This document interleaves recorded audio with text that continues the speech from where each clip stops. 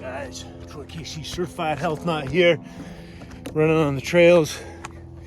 Got my fashion on fleek, reminding you guys, make sure that you have that inner fashion and beauty, which is your nutrition. Got some coconut oil on me. Got my Rhino Power hat and my bikini from Sunga Life. Big shout out. And then of course I got the Earth Runners, grounded to the earth. And so in this series, we're gonna wrap up with Eric. And today we're gonna talk about, what are we talking about, Eric? Journeying into the unknown. Ooh, journeying into the unknown. The feminine, right? That's where we're all headed. Everybody's all doped up on the divine feminine. But remember, the feminine has all of its attributes in the light and in the shadow. And so, journey into the unknown. We don't know what's gonna happen next. So Eric is parting ways from Certified Health Nut HQ, at least momentarily. And so we figured we'd bring you guys on for a send-off with Eric. And so Eric, where are you headed, brother? You going to the Czech Institute in San Diego for classes, and then after that, my soul has basically informed me that I will be traveling, but I do not know where that will be. So I'm just going to be treading the edge of my own consciousness and whatever limitations I have set with my mind and all those other aspects that hold us back. And the thing is, from past experience, I've developed the trust in these processes and these cycles of entering the void, the unknown, to know that wherever I end up, it will be magical, and there will be everything I ever need will be provided for me. I've been pushed to the edge many times and even been broken down into tears from not knowing like where I was going to sleep for the night and all these things, not knowing where I was going to get my next meal. And every single time, sometimes last minute, I was always provided for. And so you've been on this adventure for a while, yeah? I mean, you've been on a trusting adventure, trusting with God, if you will, or just being supported. And right. I'm sure when you doubt, it probably gets a little bit more difficult. It does. And doubting is a normal human response to the unknown and not knowing what's going to come next. And so maybe you could talk a little bit about, because you started this journey a while ago, maybe you could talk a little bit about your journey into California and studying with the Czech Institute and flying to Arizona, and even your California experience. Right. Because I know you stayed with Miguel, my assistant out there, and that kind of happened impromptu. And so, why don't you share a little bit about the unknown and just the escapades that you've come up with and some of the lessons that you've learned. So I would start off by sharing that I had a prophetic dream where I was jumping out of an airplane, like skydiving, and I was having so much fun doing it. And then I was having so much fun doing it, and I kept getting picked back up by the airplane and jumping out again. And so this was basically foreshadowing for the archetypal journey I was going on of taking these leaps of faith and having fun in the process of it. And so when I went to my classes last August at the Czech Institute, my soul basically told me not to go home. And I listened to my ego, which wanted the safety and security of my home and wanted to wrap things up. And so I went home, and I was there for about a month. And the entire time I knew I had to go back. And it wasn't until I got on the plane to go back to California that I felt in alignment again, because I was listening to the wisdom within instead of overriding it. And so in California, I was working with this doctor in a technology company, and she was we were not in alignment with our values, so I cut ties with her. But then I was in California with no job, no car, and no place to stay, really, no income. And I was blessed to have some friends out there who I stayed with intermittently and essentially couch surfed, which was a huge blessing. But the main lessons I learned on that journey was to just trust in the process, because I was always provided for, even in moments of a lot of doubt and fear. And I remember one time not having a place to stay for the night, and it was basically down to the last hour I had to find a place to go. And I just did my Tai Chi and really just broke down and asked for help. And in basically 30 minutes later, after doing my Tai Chi and praying, essentially, my friend called me and said there was a place for me to stay. And it was just super last minute, but I was provided for. And then coming to Arizona was another big leap of faith, but I didn't really know what to expect coming here. I got a car and some camping gear, and I was camping for about a month, and I didn't really have solid income then either. And there was days where I wasn't sure what I was going to eat or anything like that, but always just like miraculously, and usually towards the last minute, I would get food or a place to stay, or just things would line up and reassure me that no matter what happens, no matter where I go, home and peace reside within us. And it's the external that, sometimes we seek validation for, but if we can cultivate from within that gratitude and that wholeness, that's what will be reflected back to us, and we will be whole. Yeah, and if I could share, thank you for sharing that, Eric. Yeah. If I could share, many times in my life, I've had some challenges. I remember distinctly, I was modeling in Miami, and I was partying quite a bit, and I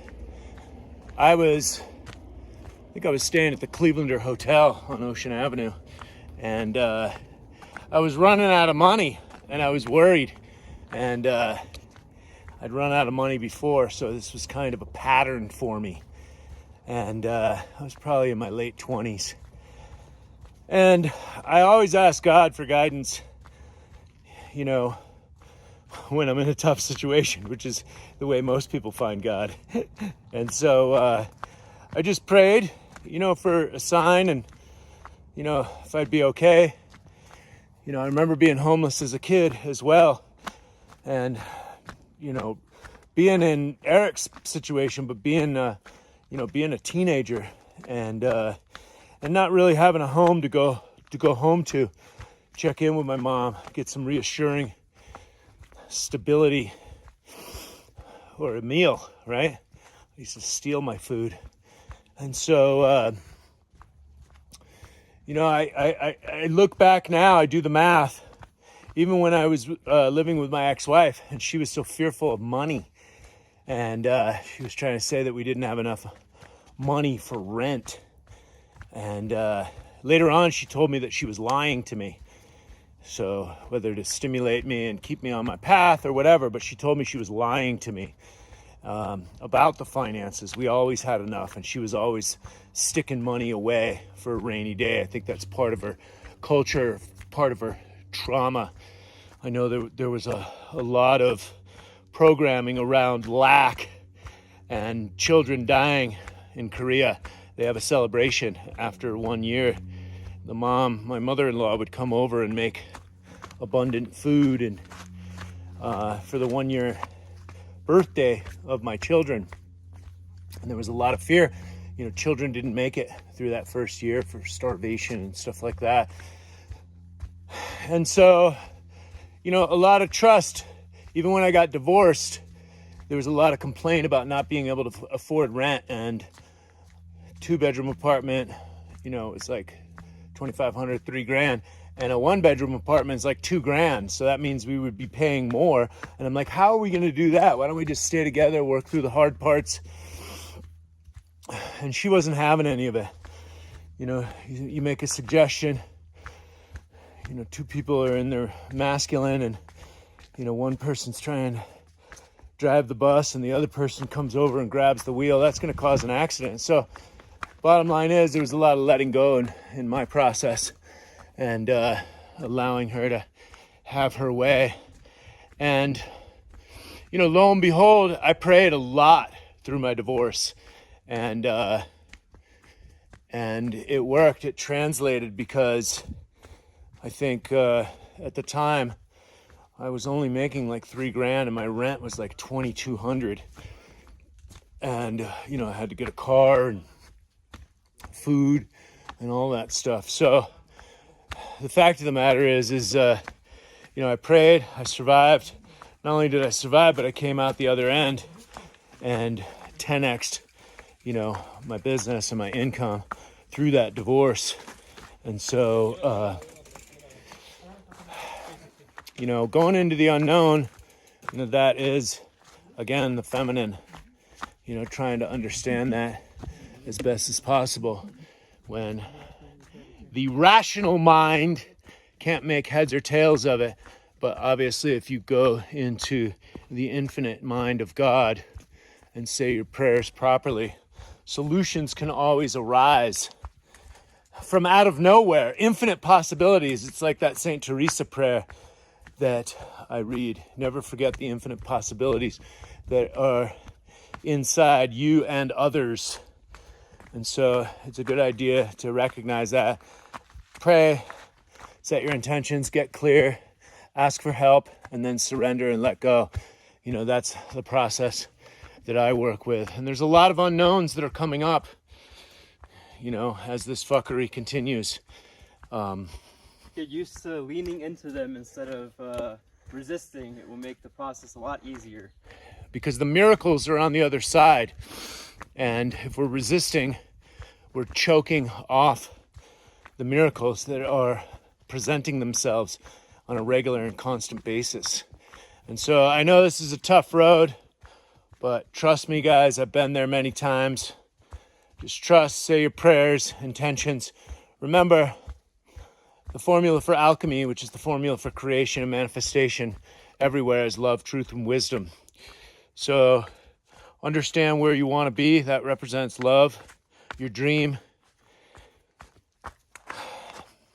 Never let go of your dreams.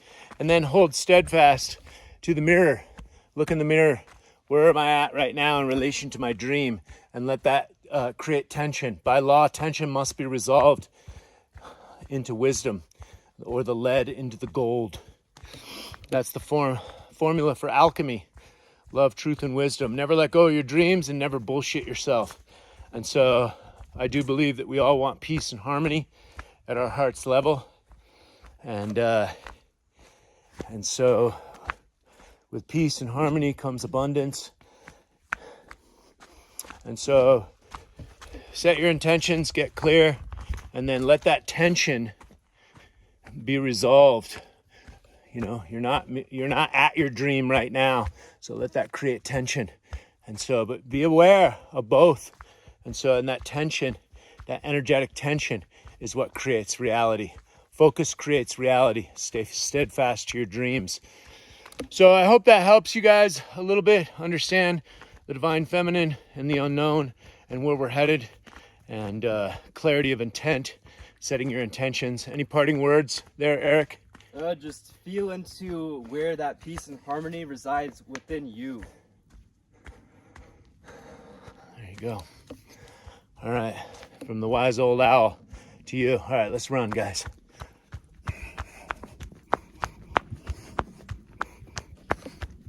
Do a little trail running. Nasal breathing, trail running. Play with your pelvic tilt, your toe strike, and your nasal breathing.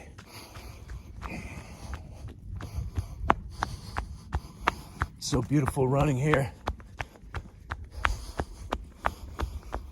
in the Arizona desert.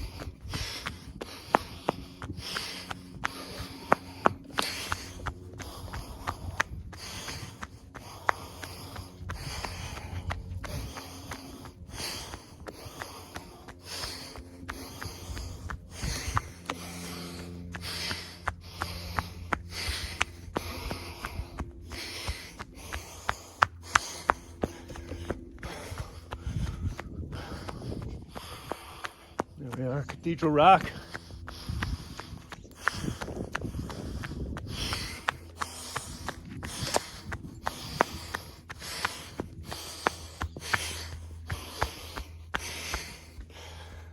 I love when the rains come. Puts all this wood down here. All right, guys, have a great day.